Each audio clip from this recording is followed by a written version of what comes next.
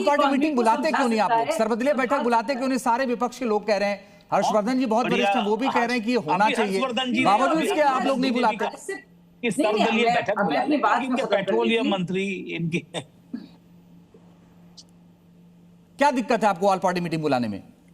जी, ये सवाल आपने बाद में पूछा, मैं पहले सवाल का जवाब दे रही थी। आपने पहले भी पूछा है सवाल, और मुझे लगता नहीं कि इसमें कोई हर्ज है। और अगर इस तरह की कोई डिमांड है और जैसे शरद पवार जैसे सीनियर लीडर्स इसकी बात कर रहे हैं, तो उस पर जरूर गौर करना चाहिए।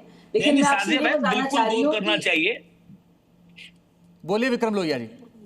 देखिए साजिया बहन, बिल्कुल गौर करना चाहिए। हर्षवर्धन साहब ने भी अभी कहा कि सर्वदलीय बैठक होनी जरूरी है, क्योंकि जब इस सरकार के अंदर वित्त मंत्री हो, पेट्रोलियम मंत्री हो, शिक्षा मंत्री हो, रेल मंत्री हो, तमाम मंत्री जो है उनके पास काम करने का अनुभव नहीं है, वह काम नहीं कर पा रहे हैं। और प्रधानमंत्री जी के बड़बोले बोल, बड़ी बड़ी बातें और लंबी लंबी हाँकने की बातें, और नहीं देखिए आप पेपर लीक, सरकार ठीक, हर जगह झूठ पे झूठ मचा रखी है, लूट।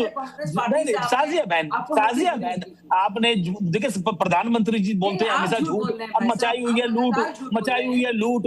आप बुलाइए, सर्वदलीय बैठक बुलाइए और बुला करके चर्चा कीजिए और दलों के लोगों से बैठ करके डिस्कस करके जनता की बात करनी चाहिए। आप इस प्रकार की बातें करके देश की जनता को गुमराह नहीं कर सकती। आप अपने बातों से अपनी जिम्मेदारी अपने पल्ला नहीं झाड़ सकती, अपनी जिम्मेदारी से पल्ला नहीं झाड़ सकती।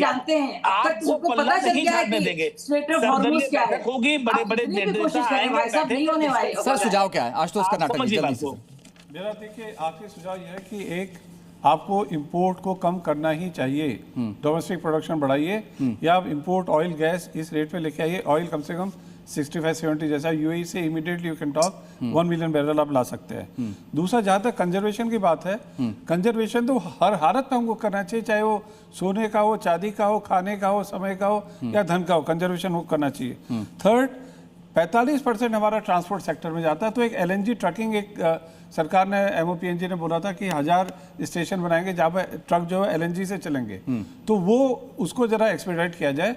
फोर्थ, ऑयल स्टोरेज बढ़ाया जाए, गैस स्टोरेज बढ़ाया जाए, और एक finally integrated energy management system बनाए जो कि अगले 15-20 साल तक के लिए एक कायम रहे और हर आदमी उस पर कार्य करे, सरकार उस पर कार्य करे, इंटीग्रेटेड एनर्जी सिस्टम बनाए। ठीक है हर्षवर्धन जी, जो परिस्थिति है अभी, जो फैसले लिए गए हैं, जैसे गाड़ियां कम कर दिया जाए, जैसे सोने पर इंपोर्ट ड्यूटी बढ़ाई गई है और कहा गया भाई 1 साल सोना ना खरीदे, अगर इस पे लोग अमल कर भी लें तो ये परमानेंट तो है नहीं, लेकिन अगर 6 महीने 8 महीने युद्ध और चल जाए तो इसका कितना बड़ा असर हिंदुस्तान पर देखते हैं आप?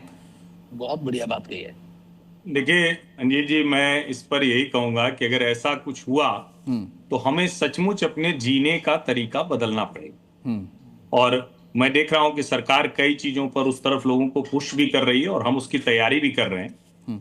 हमें निश्चित तौर पर ये जो कार, जो पेट्रोल डीजल का उपयोग है, इसको बहुत ज्यादा घटाना पड़ेगा।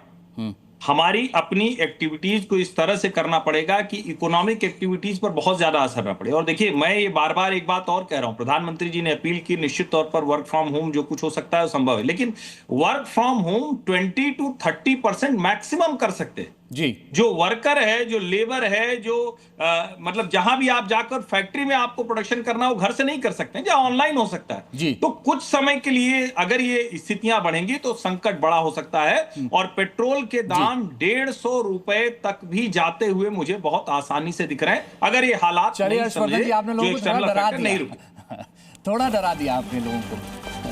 फिलहाल बहुत बहुत शुक्रिया। डरना नहीं, लेकिन ये मानसिक तौर पर तैयार है। बहुत बहुत शुक्रिया।